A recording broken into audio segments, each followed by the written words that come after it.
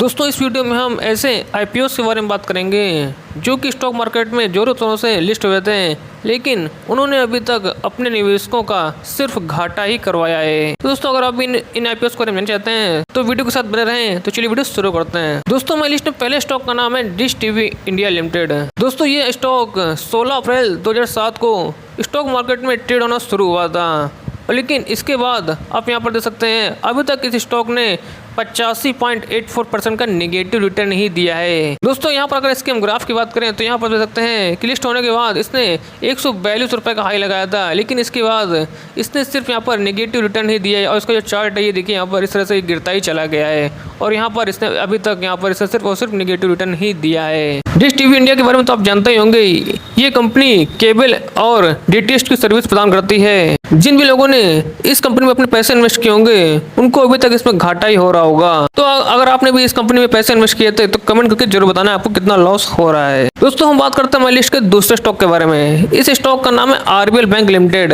इस स्टॉक के बारे में तो आप जानते ही होंगे, ये एक फाइनेंशियल कंपनी है। ये कंपनी लोगों को लोन और क्रेडिट कार्ड की सुविधा प्रदान करती है।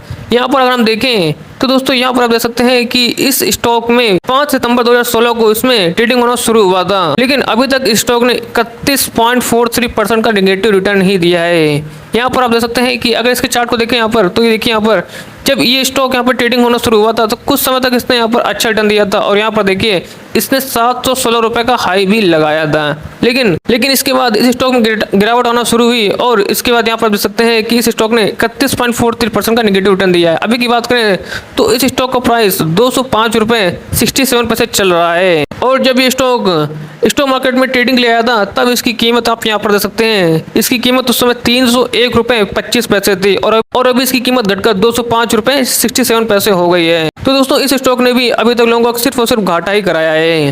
तो अगर आपने भी इस कंपनी में पैसे इन्वेस्ट किए थे तो कमेंट करके जरूर बताना। हमारे नेक्स्ट स्टॉक का नाम है 197 कम्युनिकेशन लिमिटेड। इस स्टॉक को हम पेटीएम के नाम से भी जानते हैं। दोस्तों ये जो कंपनी है पेटीएम, इसने अभी तक अपने निवेशकों को 65.48% का नेगेटिव रिटर्न दिया है। ये स्टॉक 15 नवंबर 2021 को स्टॉक ट्रेडिंग के लिए इस शेयर मार्केट में लिस्ट हो गया था। तो उस समय जो उसका प्राइस चल रहा था वो 1560 रुपये था, लेकिन अभी के समय में इसका जो प्राइस है वो 538 रुपये है। तो यहाँ पर आप देख सकते हैं कि इसका प्राइस कितना ज़्यादा कम हो गया है। पेटीएम के बारे में तो आप जानते ही होंगे, ये कंपनी पेमेंट सर्विस देती है और लोग इसमें आसानी से पेमेंट करते हैं, लेकिन इसके बाद भी अगर देखें तो इस कंपनी ने लोगों को सिर्फ निराश ही किया है और 65.48% के साथ इसने लोगों को अभी तक सिर्फ घाटा ही दिया है। तो अगर आपने भी इस कंपनी में इन्वेस्ट किया तो बताना कि आपको कितना घाटा हो रहा है। नेक्स्ट कंपनी की बात करें तो इस कंपनी का नाम है star health and aligned insurance company. ये एक इंश्योरेंस कंपनी है और यहाँ पर आप देख सकते हैं कि इस कंपनी ने भी अभी तक लिस्टिंग के बाद 34.81% का नेगेटिव रिटर्न दिया है। ये कंपनी यहाँ पर आप देख सकते हैं 6 दिसंबर 2021 को स्टॉक ट्रेडिंग के लिए यहाँ पर लिस्ट हो गई थी और उस समय उसका जो प्राइस था वो 906 रुपये 85 पैसे था, लेकिन अभी के समय में इसका जो प्राइस चल रहा है वो 573 रुपये 0 पैसे चल रहा है। यहाँ पर आप देख सकते हैं कि जब ये स्टॉक यहाँ पर जब लिस्ट हुआ था तो इसने एक बार भी कोई भी पॉजिटिव रिटर्न नहीं दिया। यहाँ पर आप देख सकते हैं कि चार्ट में ये देखिए यहाँ पर इसका जो शेयर प्राइस है लिस्ट होने के बाद गिरता ही चला गया है। 900 रुपये से यहाँ पर ये देखिए 800 रुपये आया है और इसके बाद देखिए यहाँ पर इसने सिर्फ और सिर्फ यहाँ पर नेगेटिव रिटर्न नहीं दिया और अभी तक ये जो है यहाँ पर इसका जो प्राइस है गिरता ही चला गया है। तो दोस्तों अगर आपने भी इस कंपनी में इन्वेस्ट किया तो मुझे जरूर कमेंट करके बताना है कि आपको इसमें कितना घाटा हो रहा है। दोस्तों हमारी नेक्स्ट कंपनी है उसका नाम है डिलीवरी लिमिटेड। दोस्तों ये कंपनी लॉजिस्टिक और सप्लाई चेन कंपनी है। दोस्तों इस कंपनी ने भी अभी तक लोगों को 22.64% का नेगेटिव रिटर्न दिया है। यहाँ पर आप देख सकते हैं कि ये जो कंपनी है ये स्टॉक ट्रेडिंग के लिए यहाँ पर 2022 में मई 2022 में यहाँ पर लिस्ट हो गई थी, लेकिन इसके बाद यहाँ पर देख सकते हैं कि इस कंपनी ने यहाँ पर 22.64% का नेगेटिव रिटर्न दिया है। इसने यहाँ पर हाई लगाया था 708 रुपये का और लो लगाया था 291 रुपये का। इसका जो शेयर प्राइस अभी चल रहा है वो 414 रुपये चल रहा है और यहाँ चार्ट में देखें तो ये देखिए कि यहाँ पर इसने यहाँ पर लिस्ट होने के बाद ये देखिए यहाँ पर एक बार हाई लगाया था और उसके बाद यहाँ पर हाई लगाने के बाद इसका जो प्राइस है वो गिरता ही चला गया और यहाँ पर अभी भी इसका जो प्राइस है वो गिर रहा है, देखिए यहाँ पर है ना। तो इसने भी यहाँ पर निवेशकों को बहुत ही ज़्यादा घाटा करवाया है और अगर आपने भी इस कंपनी में इन्वेस्ट किया था तो कमेंट करके बता सकते हैं कि आपको कितना लॉस हो रहा है। दोस्तों हमारी लिस्ट में जो अगला स्टॉक है वो किसी कंपनी का नहीं हो बल्कि एक बैंक का स्टॉक है और इस स्टॉक का नाम है बंधन बैंक लिमिटेड। तो आप समझ सकते हैं कि एक बैंक भी लोगों को घाटा करवा सकता है।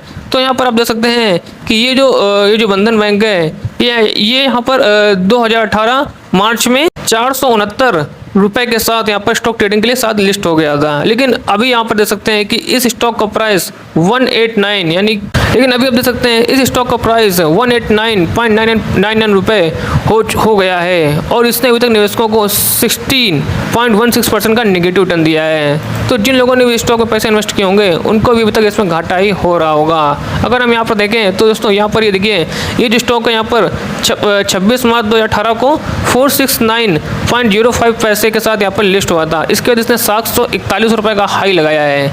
इसके बाद यहाँ पर हाई लगाने के बाद यहाँ पर आप देख सकते हैं कि चार्ट में कि देखिए इसका जो प्राइस है वो गिरता ही चला गया है और इसने अभी तक निवेशकों को 60.16% का नेगेटिव रिटर्न दिया है। तो यहाँ पर आप समझ सकते हैं कि जो बैंक है वो भी लोगों को घाटा करवा सकता है। तो ऐसा नहीं है कि स्टॉक मार्केट में सभी कंपनियां फायदा ही देती हैं और लोगों को पॉजिटिव रिटर्न ही मिलता है। यहाँ पर कुछ ऐसे IPOs हैं जो कि लिस्ट होने के बाद लोगों को नेगेटिव रिटर्न भी दे सकते हैं। अभी के समय में अगर आप स्टॉक मार्केट में इन्वेस्ट करने की सोच रहे हैं तो बहुत ही सोच समझकर और एनालिसिस करने के बाद किसी स्टॉक में पैसे इन्वेस्ट करें। दोस्तों ये थी जानकारी उन IPOs के बारे में जिन्होंने लिस्ट होने के बाद अभी तक नेगेटिव रिटर्न दिया है। अगर आपको वीडियो पसंद आया तो वीडियो को लाइक जरूर करें और हमारे चैनल को सब्सक्राइब कर लें ऐसी वीडियो देखने के लिए। और दोस्तों अगर आपका डीमैट अकाउंट नहीं खुला है तो मैंने अपनी डिस्क्रिप्शन में एक बेस्ट ब्रोकर का डीमैट अकाउंट लिंक दिया हुआ है, तो उस लिंक पर क्लिक करके अपना डीमैट अकाउंट खोल सकते हो। वीडियो देखने के लिए आपका बहुत बहुत धन्यवाद।